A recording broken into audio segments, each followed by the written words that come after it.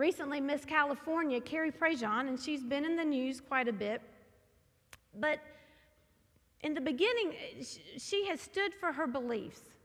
As most of you know, she was asked the question on how she felt about marriage, and she answered that from her beliefs, that it's between a man and a woman. She's caught a lot of flack from that. But she went on to say, and many people believe that it may have cost her the crown of Miss America, but she said, and I quote, "I learned that God has a bigger crown than any man can give." Yeah, there's some dirt being dug up on her.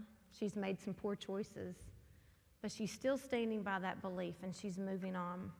Proverbs 29:25 says, "Fearing people is a dangerous trap, but to trust the Lord means safety." And that's out of the New Living Translation. This word's also been defined as moral courage. We need to be brave in our stand for Christ by having moral courage. Recently, I had this opportunity. It was about a year ago this time. It was in the spring, and this is when I don't even know how to describe it, but let's just say the Sports Illustrated swimsuit edition comes out. And at the bottom of our hill is a store that I frequent, and I know all the people in it. And my kids are they're like, "How do you know them?" I just have conversations with them. So anyway, and that's a big deal to me, because when I walked in one day, and I did not have my children, there on an end cap was the Sports Illustrated magazine with a naked woman on it, at eye level on the end cap. I was like, oh, okay. And at that moment, I knew I had a choice to make. Okay, you know what? It'll be gone in a little bit. It's not going to hang out there too long. I'm not going to make any waves on this one. Of course, that Holy Spirit just kept telling me, you better say something. Anyway, asked for the manager. He's not there. I thought, yes, I'm off the hook. Oh, but here's his number. You can call him tomorrow. Oh. So I wrote it down. I called him, and, I explained to him, look, I love your store. I love your people, but I just don't agree with that. I said, I've never seen one on an end cap like that, and it does not need to be there. And he said, Sports Illustrated bought that. They basically bought that area. And he said, but you know what?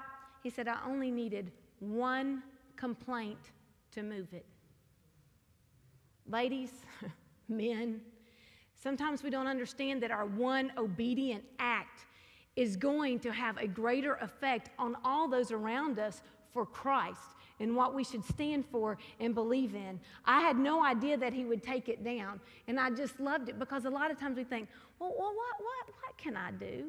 I mean, okay, be brave and step out there and try it, and you wait and see and let God bring that result of that. You don't need to worry about how God's going to take care of it. You just need to be brave in stepping and acting on that. So the first key to being a noble woman of noble character is to be brave. I'm having to edit, so there may be a couple of things in your notes that you're not going to get filled in. That's all right. All right. The second part, though, that we're going to look at is her work. Her character of her work. Now, it was a little overwhelming to read about all these endeavors of her sowing and her bringing food from afar, buying a field and planting a vineyard. And actually, I got a little excited when I read about her bringing food from afar. I thought, I do that one. Because I go to Aldi and I get my food. And technically, Aldi is a German-based discount grocery store. I bring my food from afar. Yes, I do. But verse 27 sums it up this way, as it says, she watches over the affairs of her household and does not eat the bread of idleness. Second key, we have got to be watchful. Be watchful in our time and the task that we are to be about. I think there's two different extremes. We're either overly committed in our areas of life, or we're undercommitted to just some everyday task. The first is the overcommitment. We think we can be the super mom, the P31 woman. We think we can go be the homeroom mom, teach a Sunday school class, make baked goods for Relay for Life, clean the house, go to work, do the laundry, and the list goes on. But you notice, in that, there was no quality time for God, and there was no quality time for her family. I understand that those things have to be done, but I'm also learning that there are some things that we need to pray about. We need to discover which ones we can let go of. You need to distinguish between the God-called ones and the self-appointed ones. Yeah, you're going to have to get with God. You have to pray. You have to be in His Word and go, okay, which of these things, Lord, are you calling me to? And which ones are the ones I'm calling myself to? Recently, I was asked to take on a position, a volunteer position. It was going to be a really cool thing for the new school that's coming, and I was so flattered, and I was so excited, and it would fit me, and I could do it, but I kept thinking, God kept going, I'm not calling you to that one. I just called you to something else that's going to take a whole lot of your time, and if you step out and do that one because it makes you feel good in your pride, go ahead. But you're going to be trading in the good. You're going to be giving up. You're going to take, instead of having the best, you're just going to have good at that. Because He's saying, you know what I've called you to. He had made it very clear several months ago some things He was calling me to and I was to be about, and I knew those were some God-called ones. This other one, yeah, it was a neat little thing. Wasn't the one I was supposed to do. So ask God which ones are the ones you need to take on. On the other extreme, there are those who may need a little more motivation in accomplishing these everyday tasks. We got to find a balance of work and play and leisure. The problem is when we get our leisure time in, but we don't make time to get those everyday little tasks accomplished. Now, because what happens is that idleness that she talks about in here does not mean rest. Hear me on that. You don't get your rest, you're no good for anybody. Got to have your rest. The idleness there is talking about not being a sluggard. It's talking about just some wasteless, useless time. This was a really cool note, and I'm going to throw it in. I wasn't going to, but I think it's really interesting as I was going back over this. This proverb, they think, was written to King Lemuel by his mother. King Lemuel means with God, which was a name given to Solomon by his mother, Bathsheba. Whew. I'd have to do a whole nother lesson on that, but you just sit on that one for a while. She understood idleness. She understood what she and David had done, and it could have very well been because of some idle time. That idle time can lead us down some roads we don't need to go. Maybe you do have to turn off the TV. Don't get me wrong. There are times when we just need to check out a while and watch some TV. But if these things start becoming a distraction or escape, you know them, TV, phone, computer. I know, I don't even need to go there on that one. Even magazines or books.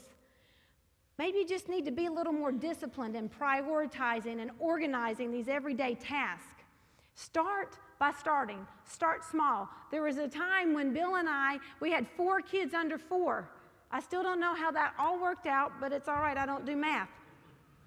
And Bill was a preacher, and we were just going 90-0, and one day he said, honey, you know what would just make a really good day for me?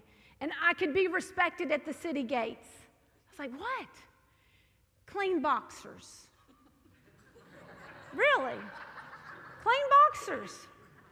Now, he'll iron his clothes. He'll do all kinds of things. He's like, just when I get out of the shower, clean boxers. So being the smart woman that I am, we had white boxers, so I bought colored boxers.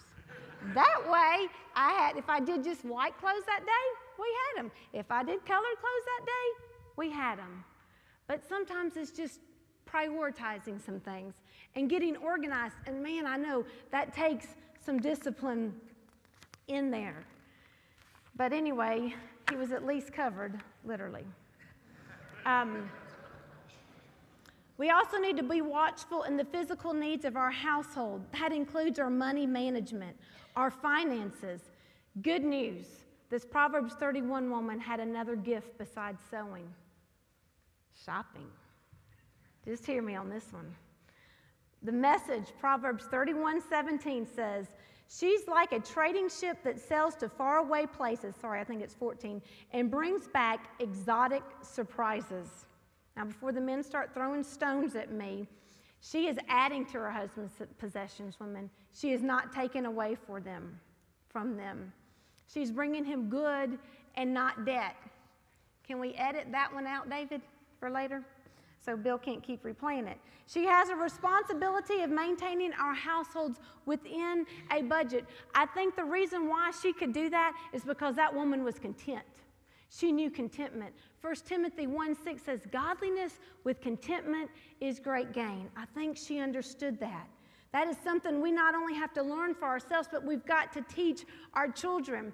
The other day, Jenny and I went garage selling, and I loved it because she had her money and I had her money. And so we went garage selling. And I was looking at a purchase, and I was trying to figure out, oh, should I get it or not? And she looked at me and she said, Mom, is that a want or a need? And I was like, oh. I did not make the purchase. We also need to be watchful in the relational affairs of our households.